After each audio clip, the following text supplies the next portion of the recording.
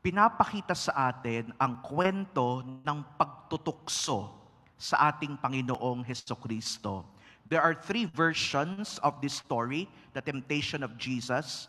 So there is a version of Matthew, Mark, and Luke. Matthew is one of the longest version, and Luke also has a longer version. Mark, which is the oldest among the 3, has the shortest version. Kaya medyo maikli yung binasa natin. 3 reflections I want to share to you on this Sunday, Sunday of the temptation of Jesus. First reflection, is temptation important? Mahalaga bang matukso? Is temptation important? The answer is yes. Mahalagang matukso ang isang tao. Why? Because temptations enable us to exercise God's precious gift of freedom. Ulitin ko, temptations in general are important because temptations enable us to exercise God's precious gift of freedom. Mahalaga daw na matukso ang isang tao para maramdaman ng tao na malaya siya. And what is freedom? Freedom is not only simply doing what you want to do. That is not freedom. Akala kasi natin kapag sinabing freedom, I do what I want to do. No. What is freedom? Freedom is a force or a power in us that directs all our efforts for the good. Ulitin ko freedom is a force or power in us that directs all our efforts for the good. Ibig sabihin, para sa kabutihan. Yung inner force, yung inner power na nanggagaling sa'yo para gumawa ng mabuti, yon ang kalayaan. That is true freedom. Kaya kung gumagawa ka at napipilitan ka, parang may nag-uudyok sa'yo, gumawa ng hindi mabuti, hindi yon freedom. Kasi hindi ka malaya. Bakit? Alipin ka. Alipin ka ng ano? Alipin ka ng kasalanan. When you do sin, you are not free to do that. You become a slave of sin. So freedom is a power that directs all your effort for the good. Kung gusto mong mapabuti, kung gusto mong gumawa ng mabuti, yon ang totoong kalayaan. And that is my first message to each and every one of you, brothers and sisters. Direct all your efforts for the good. The season of Lent is a season to do good works. Gumawa ng kabutihan. The season of Lent calls us to flex our spiritual muscles. Yes, we have muscles, physical muscles, kaya pinagaganda natin yung mga biceps natin. We have mental muscles, kaya nag-aaral tayo na maigi, nagbabasa tayo ng mga libro, nagre-research tayo. Pero ang spirito natin, meron ding mga muscles. And the time of Lent is a time for us to flex those spiritual muscles. How? Do spiritual exercises. Ang tawag po dyan, asceticism. Sabihin nyo nga po, asceticism. Ano ibig sabihin ng pagiging ascetic or asceticism? It came from the Greek word askesis, which means exercise. You exercise your spirit this Lenten season. How? Do good works, do spiritual works. Magdasal. Soak yourselves in prayer. Do a pilgrimage. Pumunta sa mga banal na lugar. Gumawa ng mabuti. Tumulong sa kapwa. Do acts of charity. Those are spiritual exercises. At kapag ginagawa natin yan, nalalabanan natin ang tukso. Amen? Second reflection. What are the sources of temptation? Yan. Sige nga, tingnan natin. Saan ba nanggagaling ang tukso? Una, the first source of temptation is the devil. Alam nyo, ang devil, meron po siyang 2 pangalan. The first name of the devil is Diabolos. Sabihin nyo nga po, Diabolos. Mas malakas, Diabolos. Ano ibig sabihin ng Diabolos? One that divides. naghahati. Yung parang gustong-gusto niya nagkakahati-hati. Tuwang-tuwa siya kapag merong nag-aaway. Tuwang-tuwa siya kapag merong nagtatalo. Yan. Diablo yan. Gusto niya naghahati ang pamilya. Gusto niya nag-aaway ang organisasyon. Gusto niya naghahati ang isang samahan. Yon. Diablo yan. Kaya kung may kakilala kayong tao na parang gustong-gusto niya mag-aaway yung lahat, nako, mag-ingat-ingat kayo, yan taong yan, malamang sa malamang, diablo yan. Ang ikalawang pangalan ng demonyo ay hindi lang diablo. Ito mas maganda, Satanas. Sabihin niyo nga po, Satanas. Mas malakas, Satanas. What does Satanas mean? Satanas mean the prince of lies. Sinungaling. The one who tells half-truths. Yung parang sasabihin, oy, alam mo, sabi ni ganito, ganito ka. Nako! Yung mga ganyan, Satanas yan. Yung mga mahilig mag-spread ng fake news, buksan nyo ang TikTok. Ang dami kong nababasang fake news. Sigurado ko yung mga nag-a-upload yan, yung mga gumagawa niyan, under yan ni Satanas. Kaya mag-ingat kayo sa mga... Ang ikalawang pangalan ng demonyo ay hindi lang diablo. Ito mas maganda, Satanas. Sabihin niyo nga po, Satanas. Mas malakas, Satanas. What does Satanas mean? Satanas mean the prince of lies. Sinungaling. The one who tells half-truths. Yung parang sasabihin, oy, alam mo, sabi ni ganito, ganito ka. Nako! Yung mga ganyan, Satanas yan. Yung mga mahilig mag-spread ng fake news, buksan nyo ang TikTok. Ang dami kong nababasang fake news. Sigurado ko yung mga nag-a-upload yan, yung mga gumagawa niyan, under yan ni Satanas. Kaya mag-ingat kayo sa mga diablo at Satanas sa paligid nyo. Kasi pwede, ikaw mismo, kapag ka nahulog ka sa kapangyarihan ng diablo at Satanas, ikaw mismo magiging instrumento niya para maging tagahati, para maging tagapagbigay ng mga maling balita. Sinungaling ang tawag dyan. Be careful. Be careful of the devil. He is the source of temptation. Second source of temptation is not only the devil. The second source of temptation is our weak flesh. The Catechism of the Catholic Church tells us our weak flesh is what we call concupiscence. Letter C, O-N-C-U-P-I-S-C-E-N-S-E. Naalala nyo ba? Concupiscence. Sabihin nyo nga po, concupiscence. Ano ba yung concupiscence? Yung laman ng tao. Yung katawan ng tao, mahina talaga yan. You know, nung tayo ay bininyagan, we receive sanctifying grace. Ano ibig sabihin ng sanctifying grace? Para tayo ay mapabanal. Pero nung tayo ay bininyagan, oo, we have received sanctifying grace, but there are sediments of sin that remained in us. And one of that is what we call concupiscence. Tagalogin natin, pita ng laman. Narinig nyo na ba yung salitang pita? Ano ba yung pita? Yung biscuit, Father. Hindi po yun.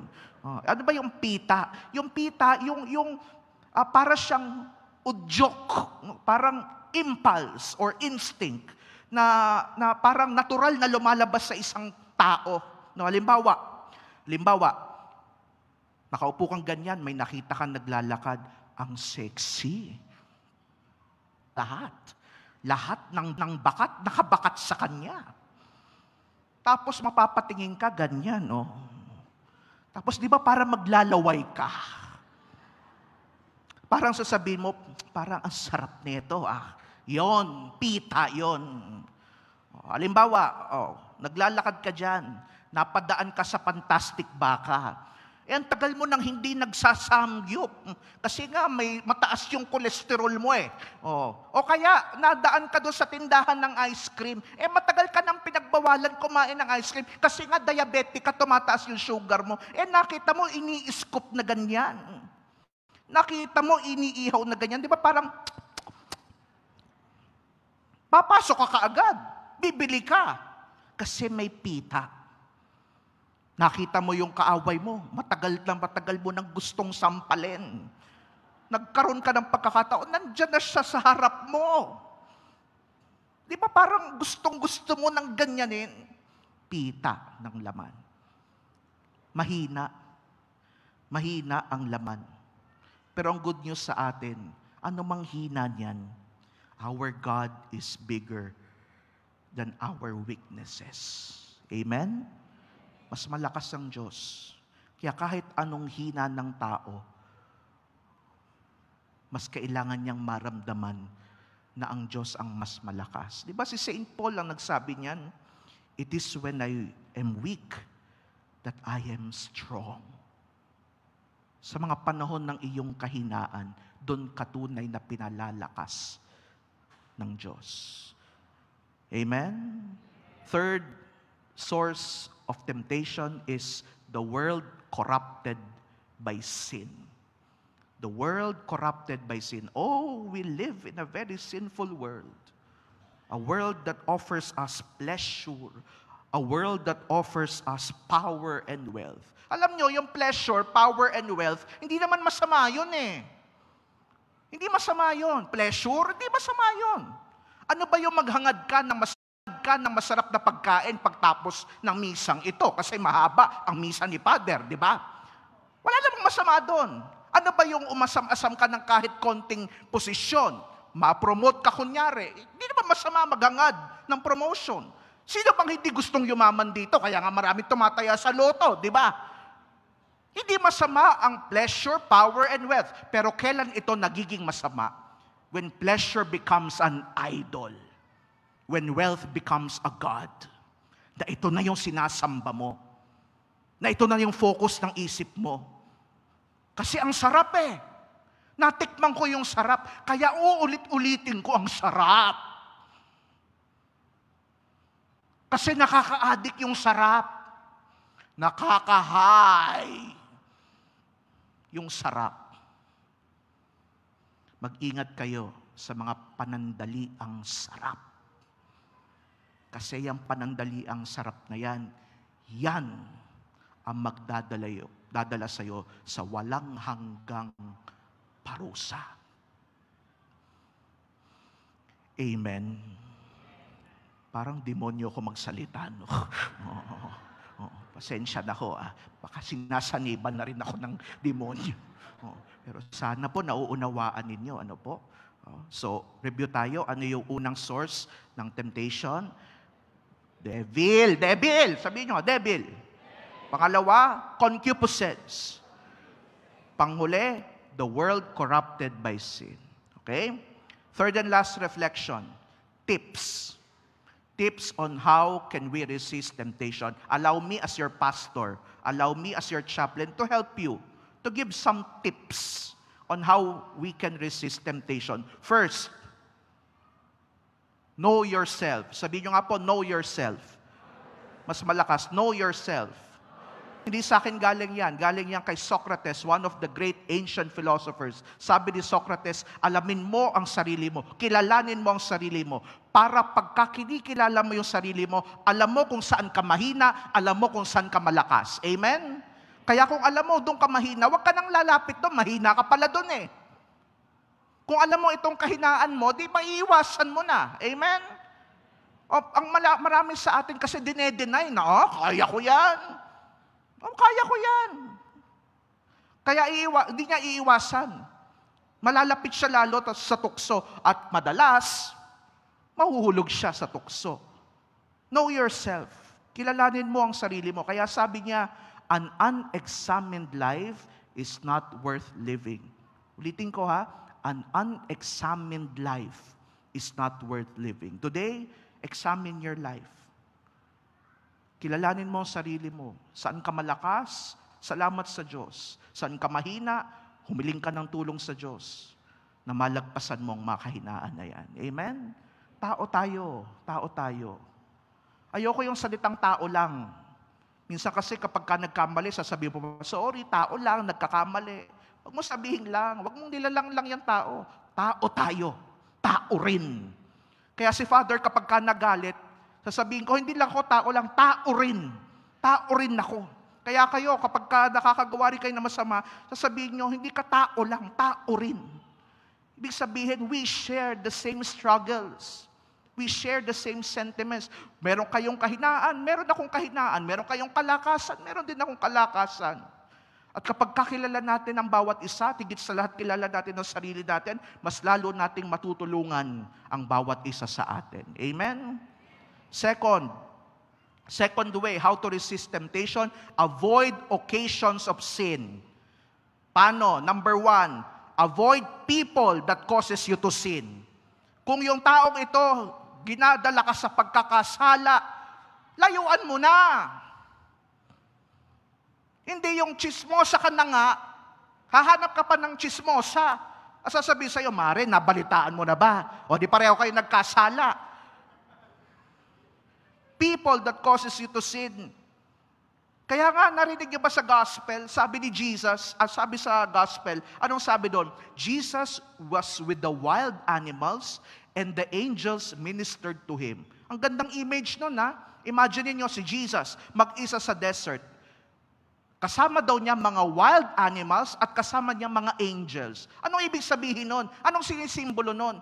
Na yung mga animal sa paligid niya, sila yung mga taong dinadala siya sa tukso. Pero meron ding mga tao, mga anghel, na kaya siyang dalhin sa langit. At yan napapakiusap ko sa inyo, tingnan niyo mga katabi niyo, mga kasama ninyo, hayop ba yan o anghel? Kung hayop yan, sasabihin niyan sa'yo, tara, inuman tayo. Tara, gawa tayong kasalanan, wala naman nakakaalam minsan lang to. Pero di ba may mga tao din magsasabi sa'yo, tara, simba tayo. Tara, punta tayo sa SM. Cute yung pari doon eh. Tara, pray tayo. Yan, mga anghel yan. Avoid people that causes you to sin. Second, avoid places. Places that causes you to sin.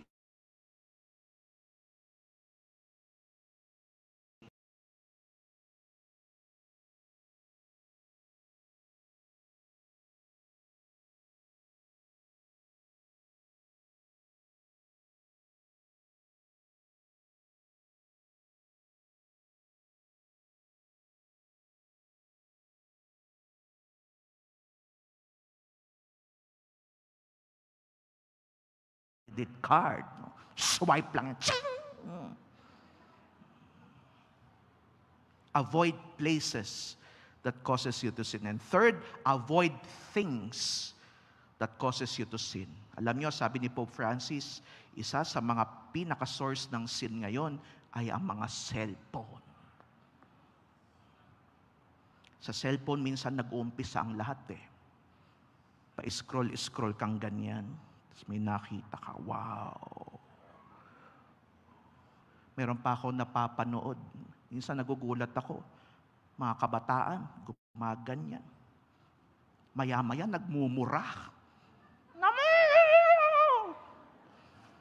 Gulat ako eh. Mura ng mura, gumaganyan. Yung pala nag-EME.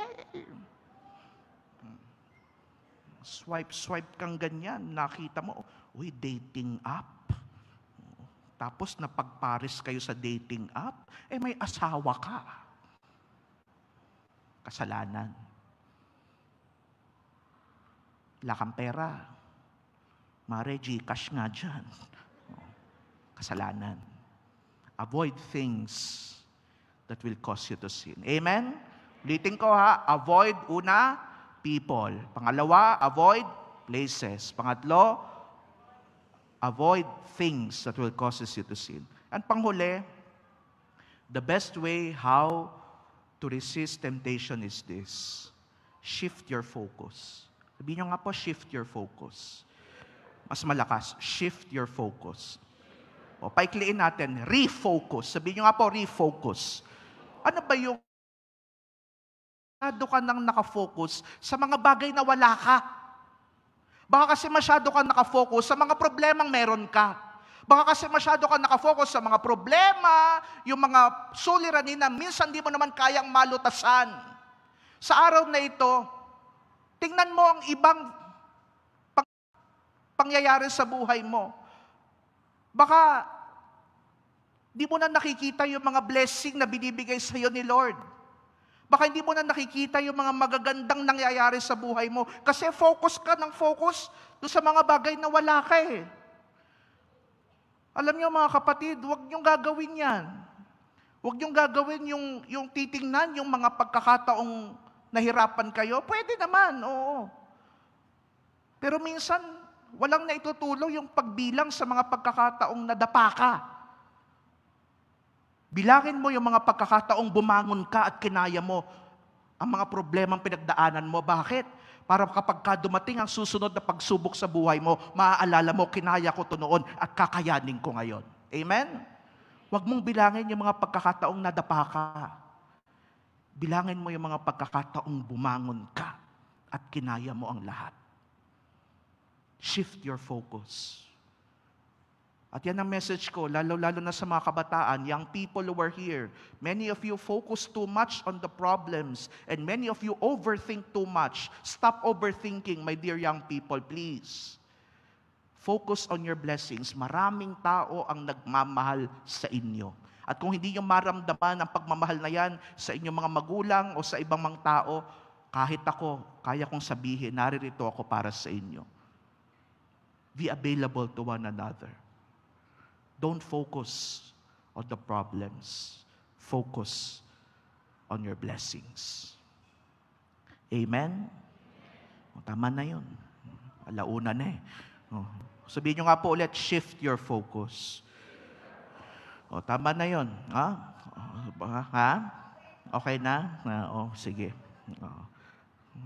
Nung mga row 1 na ito, may iingay ito eh. Sige, review tayo. Mahaba-haba yung mga sinabi ko. Kasi parang enumeration. Ano yung una? Temptation, number 1, know yourself. Number 2, avoid occasions of sin by number 1.A, things that causes you to sin. At panghuli, shift your focus. Brothers and sisters, today I want you to know Jesus was tempted. Jesus was tempted that we may triumph.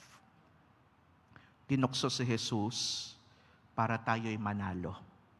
At kung paanong napanalunan ni Jesus ang pagtutukso sa Kanya, kakayanin din natin ito sa tulong ni Jesus. Amen?